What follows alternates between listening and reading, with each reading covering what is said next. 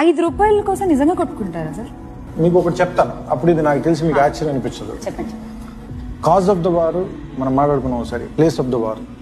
Earlier మన కొత్త యుగంలో పురాణాల గురించి వాటి గురించి చెప్పినప్పుడు వాడెవడో ఒక రాక్షసుడు హిరణ్యాక్షుడు అనేవాడు వేదాలు దుబ్బుకి వెళ్ళిపోయి కింద ఎక్కడో 7 సముద్రాల కింద దాక్కుంటే ఆయన శాపలాగా వెళ్ళి చంపాడు. తర్వాత త్రేతాయుగంలోనేమో సీతని రావణాసుడు ఎత్తుకుపోతే లంకలో దాస్తే బ్రిడ్జ్ కట్టుకుని రాముడు వెళ్ళి ఆ బ్రిడ్జ్ దాటి వెళ్ళి ఆయన చంపాడు. తర్వాత పాండవులు కౌరవులు ఈ రాజ్యం ఎవరికి కావాలని వాళ్ళ రాజ్యంలో కురుక్షేత్రం అనే ప్లేస్ సెలెక్ట్ చేసుకుని, యాక్చువల్ దాని పేరు సెమంత పంచకం. వాళ్ళు కొట్టుకున్నారు కాబట్టి వాళ్ళు కొట్టుకున్నారు కాబట్టి కురుక్షేత్రం. సో అక్కడ కొట్టుకుని చనిపోయారు. జాగ్రత్తగా మూడిట్లో మీరు అబ్జర్వ్ చేస్తే ఫస్ట్ దాంట్లో cause of the war is knowledge, వేదాలు పట్టుకెళ్ళాడు. And place of the war is very far from where you're living, ఎక్కడో down the sea. Okay, next దానికి కాజ్ ఆఫ్ ద వార్ ఇంకొంచెం తగ్గింది, ఒక అమ్మాయి ఫ్లెష్కి వచ్చింది మనం ఆ లెవెల్కి సీత.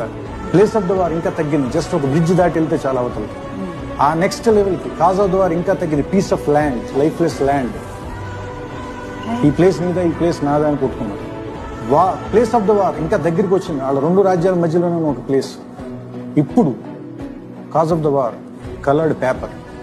కొంతమంది దాని రూపీ అంటారు, కొంతమంది రెన్మిన్ బే అంటారు, కొంతమంది డాలర్ అంటారు, కొంతమంది దిరామ్ అంటారు.